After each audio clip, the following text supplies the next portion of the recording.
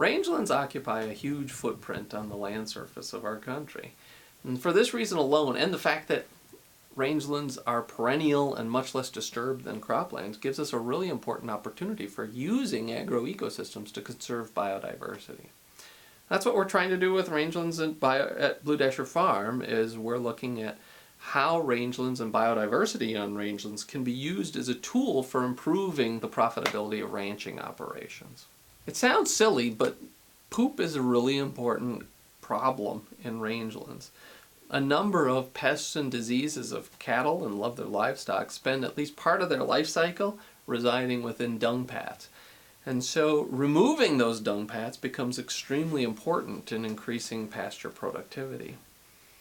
Our research team has found literally hundreds of species that live in and around dung in rangeland systems. And these insects can reduce those pats within a couple of days sometimes. All told, these insects are contributing $442 million annually to the agricultural economy. Finally, we're interested in mob grazing systems and how these systems affect the biodiversity in rangelands as well as ranching profitability. Mob grazing is when you put a lot of animals in a small area and then you move them frequently, but then allow that pasture to rest and recover, regenerate.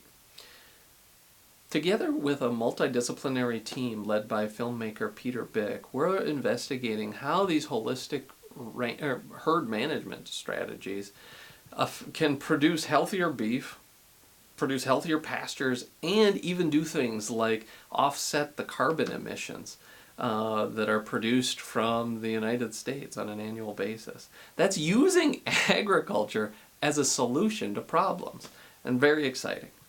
The science is strongly supporting the integration of livestock and cropping systems to produce the most resilient food production systems and most resilient farming operations that we can.